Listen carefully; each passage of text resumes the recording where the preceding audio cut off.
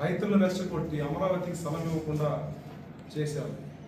అవన్నీ కూడా సరిచేసి మళ్ళీ తీసుకొస్తుంటే మళ్ళీ అక్కడ రైతులను చిచ్చుపెట్టి last time Amaravati capital city లేదంటే రైతులు వచ్చి రోడ్డు పైన ధర్నా చేస్తే వాళ్ళందరినీ కూడా కొట్టి హింసించారు.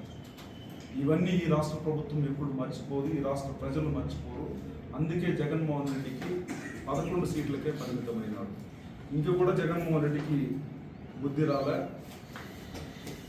మేమందరూ అడుగుతున్నది ఏంటంటే, మీ ఛానల్లో ఒక పనికిమాల నీచుడు ఇలాంటి బూతులు మాట్లాడుతుంటే మీరు సాధించుకుంటా కూర్చుంటారా? మీ ఫ్యామిలీలో స్త్రీలు లేరా? మీ ఫ్యామిలీలో తల్లులు చెల్లెలు లేరా? మీకు ఇలాంటివి మాట్లాడినప్పుడు మీకు ఇబ్బంది అనిపించదా? ఇవన్నీ కూడా నేను సూటిగా జగన్మోహన్ రెడ్డిని నేను అడుగుతున్నాను. అదేవిధంగా చూసినట్టే నా ఎస్సీలు అన్నావు, నా బీసీలు అన్నావు, నా మైనారిటీ అన్నావు. ఈరోజు నీ ఛానల్లో మీ ఎస్సీలని, మీ బీసీని నువ్వు అన్న వాళ్ళనే వేసులు అంటున్నావు. అంటే ఆంధ్రప్రదేశ్ మహిళ ఏమన్నా వేసేలా? అంటే ఏమర్థం నీకు నాకు అర్థం కాదు. ఏమనుకుంటున్నావు లేడీస్ అంటే?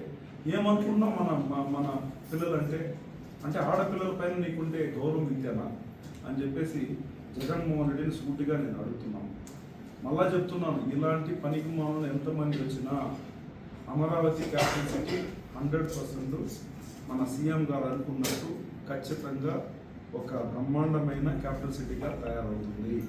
దీన్ని ఎవరు కూడా ఆపలేరు. ఏషియాలోనే Amaravati one of the preferable డెస్టినేషన్గా మారుతుంది.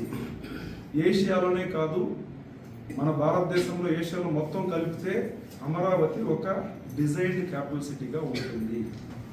ఏ రాష్ట్రంలో లేని క్యాపిటల్ సిటీ అమరావతి ఖచ్చితంగా మన ఆంధ్ర రాష్ట్రంలో మన క్యాపిటల్ సిటీ అవుతుందని చెప్పేసి ఇలాంటి దుర్మార్గులకి, ఇలాంటి దుష్ట శక్తులకి మేము హెచ్చరిస్తున్నాం.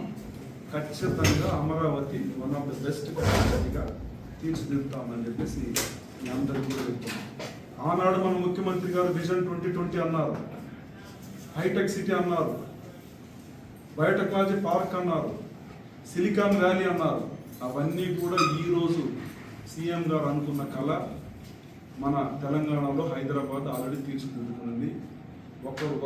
ఒకప్పుడు బంజారా హిల్స్, ఒకప్పుడు జూబ్లీ హిల్స్ రాళ్ల రప్పలతో ఉండే ప్రదేశం ఈరోజు సిలికాన్ వ్యాలీ గాను, హైటెక్ సిటీ గాను, అక్కడికి వెళ్ళి చూస్తే ఒక మినీ కాలిఫోర్నియా లాగా తయారైంది.